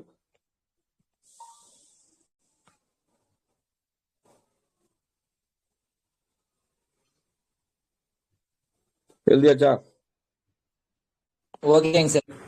அப்புறம் ஸ்பெயின் நாட்டு அரசர் இது எழுதிங்க. 2ஆம் பிலிப் 1550 போர்ச்சுகல் நாட்டை கைப்பற்றி சொன்னார். யாரு? ஸ்பெயின் நாட்டோட அரசர் யாரு? 2ஆம் பிலிப். ஸ்பெயின் நாட்டோட அரசர் 2ஆம் பிலிப். சரி, பாத்துலோமே டயஸ் வந்து ஆதரித்தவர் யாரு? பாத்துலோமே டயஸை ஆதரித்தவர் மன்னர் 2ஆம் ஜான். Very good. 2ஆம் ஜான். அது மாதிரி இங்க வந்து யாரும் ஸ்பெயின் நாட்டு அரசர் 2ஆம் பிலிப் என்ன பண்றாரு அப்படின்னு பார்த்தோம்னா, 1580 போர்ச்சுகல் நாட்டை கைப்பற்றி இணைத்துக் கொண்டார். ஸ்பெயின் நாட்டு அரசரு போர்ச்சுகல் நாட்டை வந்து கைப்பற்றாரு. சோ அப்போ இப்ப என்ன ஆயிடும்? போர்ச்சுகீசரை முதலில் இலங்கையில் தோற்கடித்தார். நம்ம ஆல்ரெடி பார்த்தோம். இலங்கையில வந்து யார் வந்துட்டா? இலங்கையில வந்து கொழும்புல வந்து கோட்டையெல்லாம் கைப்பற்றாங்கன்னு பார்த்தோம் இல்லையா? அப்போ அங்க டச்சுக்காரர், இலங்கையில் தோற்கடித்த டச்சுக்காரர் பின்னர் மலபார் கடலில் இருந்து அவர்களின் கோட்டையும் கைப்பற்றார். யாரு இங்க வர்றாரு? யாரு? ஸ்பெயின். இவங்களுக்கு ஆப்போசிட் யாருன்னா டச்சு என்ன பண்றாங்கன்னா, இலங்கையிலும் போர்ச்சுகீசரை தோற்கடிச்சுறாங்க, மலபார் கடற்கரையில் இருந்த அவர்களின் கோட்டையும் கைப்பற்றினார். இதனால் போர்ச்சுகீசியர் இந்தியாவில் தங்கள் குடியேற்றங்களை பாதுகாப்பதை காட்டிலும் பிரேசிலின் மீது ஆர்வம் காட்ட தொடங்கி. என்ன பண்ணாங்க? இந்தியாவை கைவிட்டுட்டு எங்க போயிட்டாங்க? பிரேசிலின் மீது ஆர்வம் காட்ட தொடங்கினார். ஓகேவா? அதாவது ஸ்பெயின் அந்த பக்கம் இருக்கிறதா ஆர்வம் காட்ட தொடங்கிட்டாங்க. இதெல்லாம் அவங்களோட இதுக்கு முடிஞ்சு போச்சு. ஓகே, அந்த இதை மட்டும் நான் பண்ணுங்க. 2ஆம் பிலிப் என்றவரே எப்ப ஸ்பெயின் நாட்டரசர் தான் பிலிப்பு போர்ச்சுகல்ல கைப்பற்றினாரு? 1580. ஓகேவா?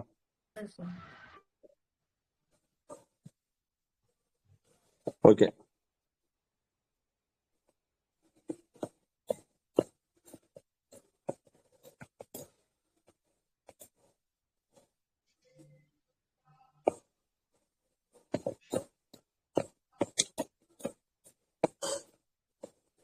நெக்ஸ்ட்.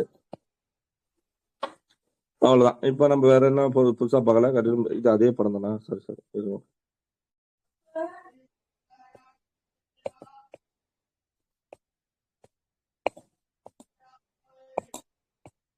ஓகே, அவ்வளவுதான். ஓகேவா? அடுத்தது என்ன இருக்கு பாருங்க.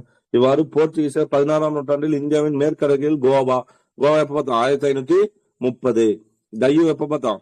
கைப்பற்றது 1510, தலைநகர் 1530. டையூ எப்ப பார்க்கணும்? டையூ 1534. டாமன் என்ன பார்த்தோம்? 1559. யார்கிட்ட இருந்து கைப்பற்றாரு? இஸ்லாம் அந்த என்னது?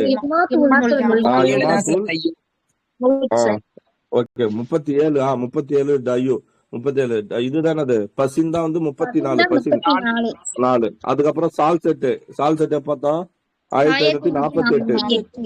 அப்புறம் சவுல், இன்னொரு புதுசா ஒண்ணு, சவுல் பம்பாய். ஓகேவா? சவுல் பம்பாய் பகுதியில கைப்பற்றுவதில் வெற்றி பெற்றார். ஓகேவா? வங்காள கடற்கரையில் வங்காள கடற்கரையில் என்ன இருக்குது? ஊக்லி. சென்னை கடற்கரையில் இருந்த சாந்தோம் போன்ற பகுதியில கைப்பற்றினார்.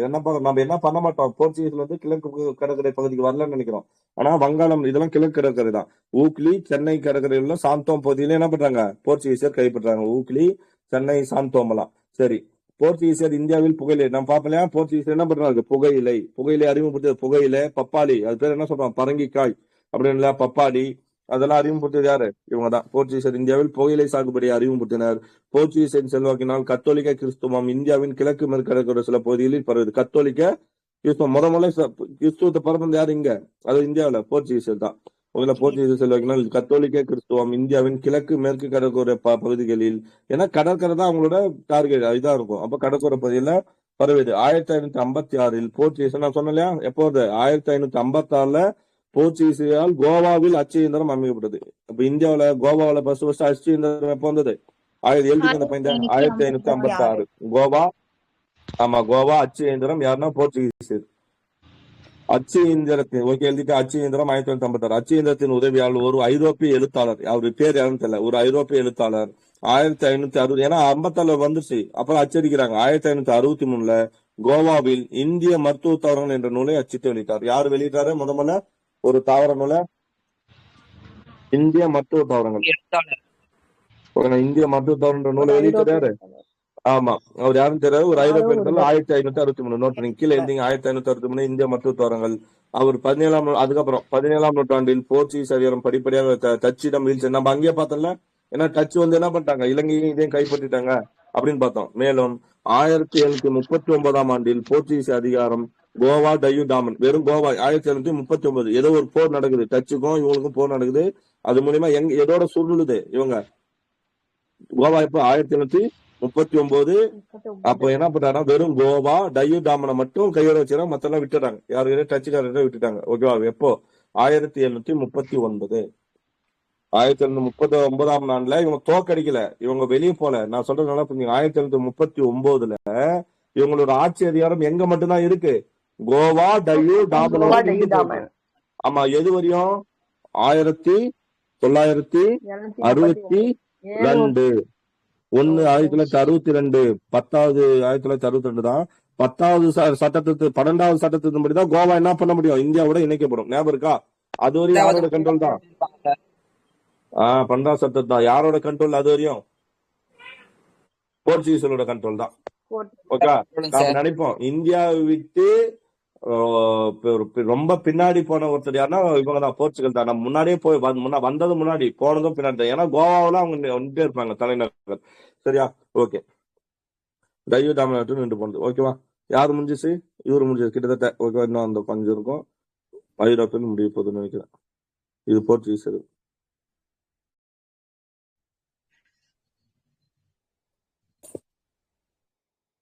சரி, போர்ச்சுகீஸ் தாக்கம். இந்திய அரசியல் வரலாற்றில் முதல் முறையாக ஐரோப்பியர் இந்திய அரசியலை வென்று அப்ப யாரு முதல்ல இந்திய அரசரை வென்று அந்த பகுதியை கைப்பற்றியது யாருன்னு பார்த்தா யாரு? எதான் பார்த்தோம்ல, சாமரினை தோற்கடிக்கிறாங்கன்னு பாக்குறோம் இல்லையா? அப்போ அது போர்ச்சுகீசியர். இந்திய அரசர்கள் எப்போதும் பிரிந்து நம்ம பார்ப்போம். போர்ச்சுகீஸ் என்ன பண்ணாங்க? 2 அரசர் பிரிஞ்சு இருப்பாங்க, அவங்களை வந்து யூஸ் பண்ணிப்பாங்க. அதே ஐரோப்பியர் சாதனை கொண்டார். போரிடுவதில் ஐரோப்பியர் புதிய முறைகளை கைக்கொண்டனர். வெடிமருந்தும் வலிமை வாய்ந்த பீரங்கி படையும் முக்கிய பங்கு வகித்தன. போர்ச்சுகீசியரால் அரேபியரின் வணிக முற்றுரிமையை கட்டுப்படுத்த முடிந்தது. பார்த்தோமா? அதானே பார்த்தோம். அரேபியரை வந்து தோக்கடிச்சு கடல் முற்றுரிமை கொண்டு வர்றாங்க இல்லையா? ஆனால் உண்மையில் அது அவங்களுக்கு உதவல. என்னாச்சு? ஆங்கிலேயருக்கு பயனளித்தது. ஏன்னா ஆங்கிலேயர் தான் என்ன பண்ணாங்கன்னா முகலாயரோட டீம் வச்சு இவங்களை எதிர்த்துதான். ஆங்கிலேயர் கடற்கொள்ளையரை அழித்து கடற்பயணத்தை பாதுகாப்பானதாக ஆக்கினார். யாரு? கொள்ளையர்களை அழிச்சு பாதுகாப்பு தான் மாத்தினது யாரு? ஆங்கிலேயர். ஓகேங்களா? ஆங்கிலேயர் தங்கள் கைப்பற்றிய பகுதியிலிருந்து ஐரோப்பியருக்கும் இந்தியருக்கும் இடையிலான திருமணங்களை போர்ச்சுகீசியர் ஊக்குவித்ததன் விளைவாக ஒரு புதிய யுரேசிய இனக்குழு, அதாவது என்னது, அங்க இருக்கிற ஐரோப்பியன் கண்ட்ரியும் இங்க இருக்கிற ஆசிய கண்ட்ரியும் இணைச்சு ஒரு புதிய யுரேசிய கண்ட்ரி, யூரோப்பும் அது பேர் யூரோப் தான் சொல்லுவோம், இங்க ஆசியா. அப்ப யூரோப்பும் ஆசியாவும் சேர்ந்து என்ன உருவாக்குறாங்க? ஏன்னா அதானே பார்த்தோம், அல்புன்சாட்டி அல்புக்கு என்ன பண்ண திருமணம் ஒரு ஆதரிச்சாரா? அப்போ ஒரு புதிய யுரேசிய இனக்குழு உருவானது. அது காரணம் என்ன? போர்ச்சுகீசியர். இவர்கள் பின்னாளில் ஆப்பிரிக்காவிலும் ஆசியாவிலும் இருந்த போர்ச்சுகீசியரின் காலநிலைக்கு இங்கிருந்து என்ன பண்ணாங்க? ஆப்பிரிக்காவில் இருக்கக்கூடியதுக்கும் ஆசியாவில் இருக்கக்கூடிய போர்ச்சுகீசியரோட பகுதிகளுக்கு அழைத்து செல்லப்பட்டாங்க. சென்னை சாந்தோம் போர்ச்சுகீசியரின் வருகைக்கான முக்கிய சான்றாக உள்ளது. நாம் பார்த்தோம். என்ன பார்த்தோம்? சென்னையில இருக்கிற சாந்தோம் கடற்கரையும் பிளஸ் வேற என்ன பார்த்தோம்? ஊக்லி கடற்கரை பார்த்தோமா? அதையும் கைப்பற்றினாங்க அப்படின்னு பார்த்தோம். அப்போ சென்னை சாந்தோம் போர்ச்சுகீசியரின் வருகைக்கான முக்கிய சான்றாக உள்ளது. எழுதிக்கங்க. எந்த பகுதி நம்ம சென்னைக்கு போர்ச்சுகீசியர் வந்தாங்கன்றதுக்கு முக்கிய சான்று வந்து சாந்தோம் தான். எந்த பகுதி? ஓகேங்களா? போர்ச்சுகீசியரின் வருகைக்கான முக்கிய சான்றாக உள்ளதுன்னா சென்னை சாந்தோம். ஓகே, சென்னைன்னு வந்தாலே நம்ம யாரை போட்டுருவோம்? ஆங்கிலேயரை போட்டுருவோம். தப்பு. ஓகே, சென்னை சாந்தோம் போர்ச்சுகீசியர் முக்கிய சான்று. மேலும் போர்ச்சுகீசியரோட கருப்பர் நகரம் என்று அழைக்கப்பட்டது என்னது? கருப்பர் நகரம் மயிலாப்பூர். Black down.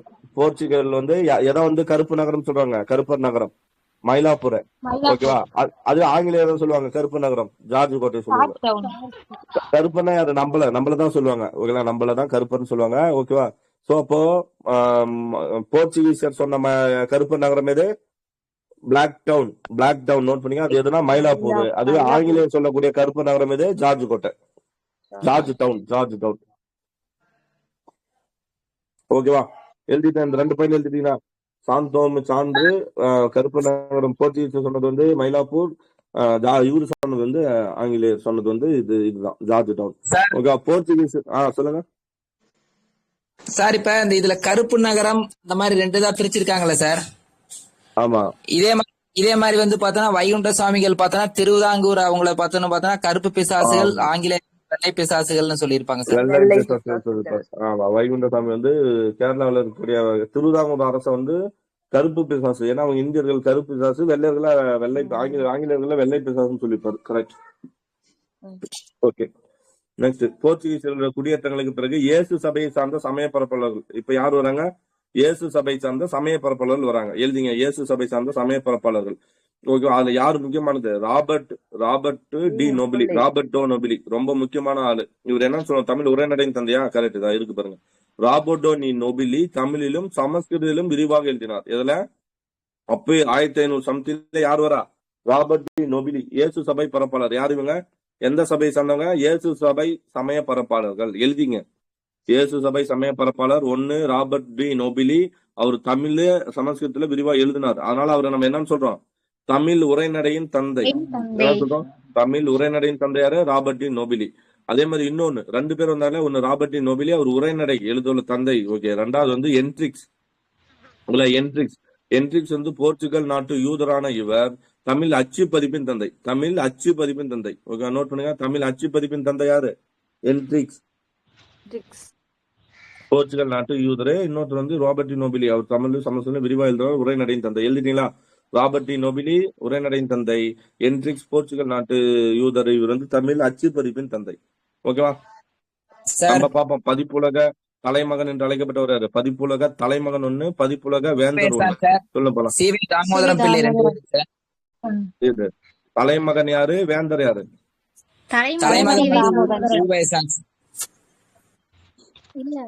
ஃபர்ஸ்ட்னா சீவை தாமோதரன் தான் ஃபர்ஸ்ட். அதனால அவரு தான் தலைமகன் யாரு?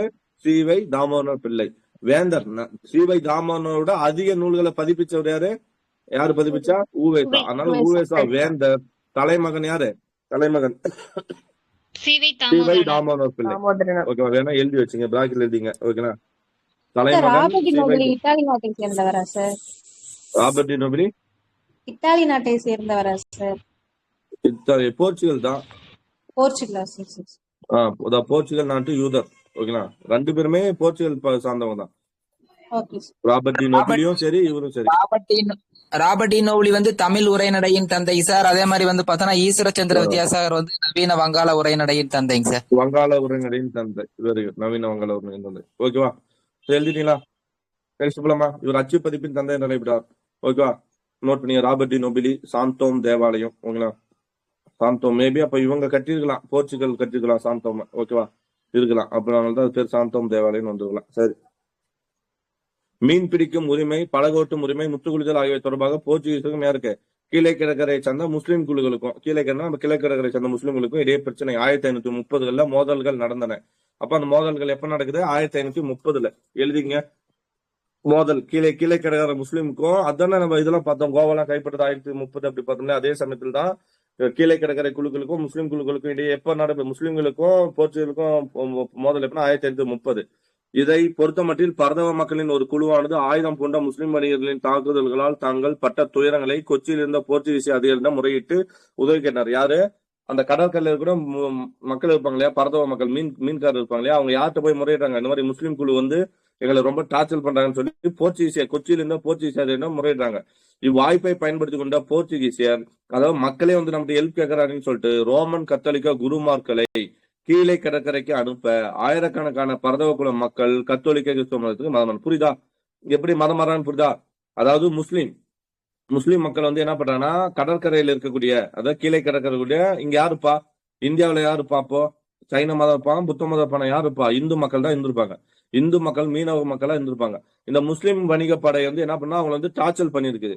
அதனால இவங்க யாருகிட்ட போய் ஹெல்ப் கேட்கறாங்க? இங்க இருந்த கொச்சின் மக்கள் கிட்ட போய், கொச்சியில இருக்கிற போர்ச்சுகீஸ்ல ஹெல்ப் கேட்கறாங்க.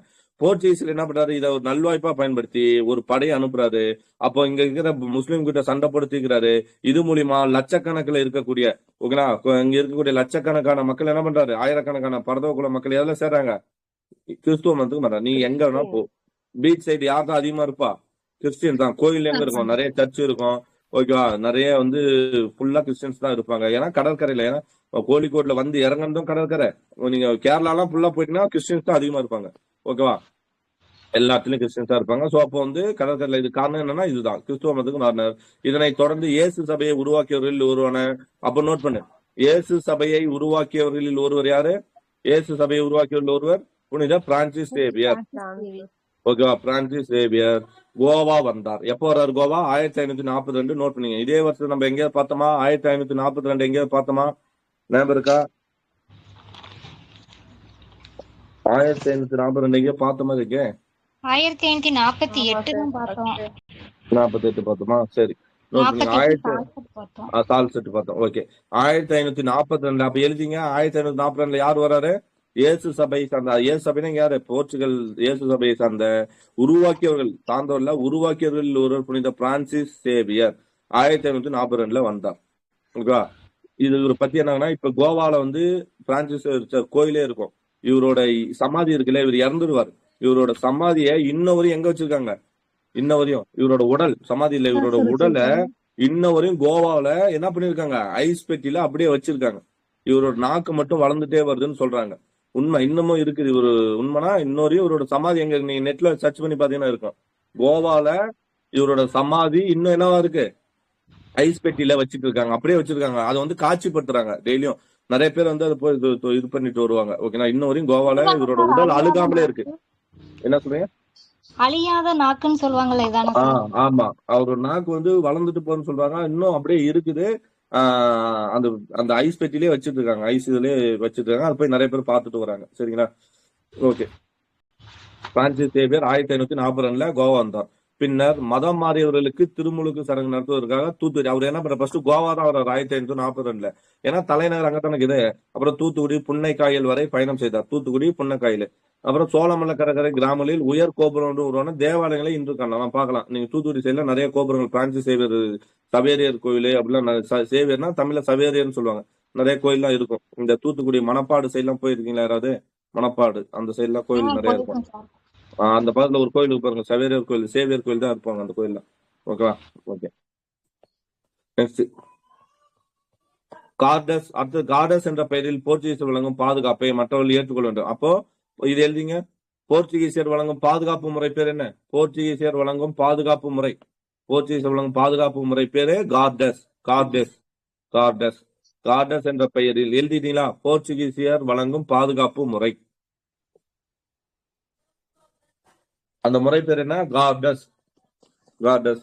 அதை ஏற்றுக்கொள்ள வேண்டும். இல்லை எனில் வன்முறை மூலம் வணிகத்திற்கு இடையூறு செய்ய போவதாக என்ன பண்ணுவாங்க? இல்லைன்னா நீ எங்க இந்த படம் மாறி படத்துல வரும் இல்லையா, போயிட்டு எங்களோட பாதுகாப்பை நீ எடுத்துக்கணும், இல்ல அதுக்கு வந்து காசு கொடு, இல்லைன்னா வந்து மத்தவங்க வந்து உன்னை டார்ச்சர் பண்ணுவாங்கன்னு சொல்லுவாங்க மாறி படத்துல. அது மாதிரிதான் அது.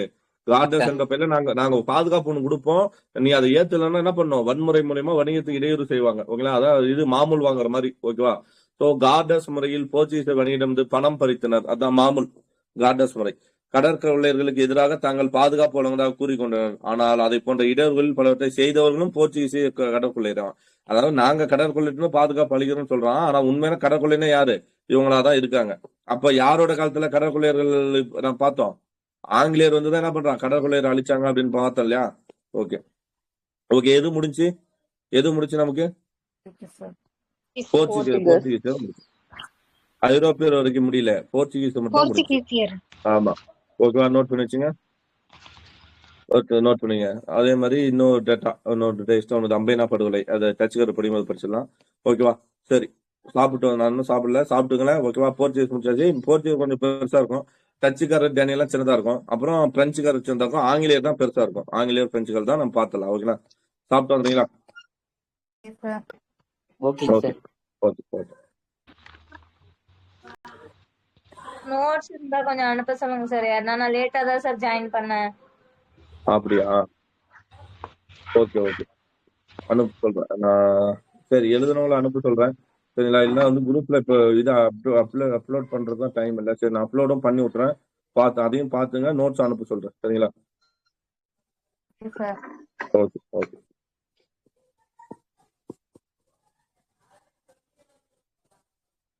கரெக்டா 1 மணி நேரம் போர்ச்சுகல் முடிச்சு நமக்கு இது ஒரு இன்ட்ரோடக்ஷனும்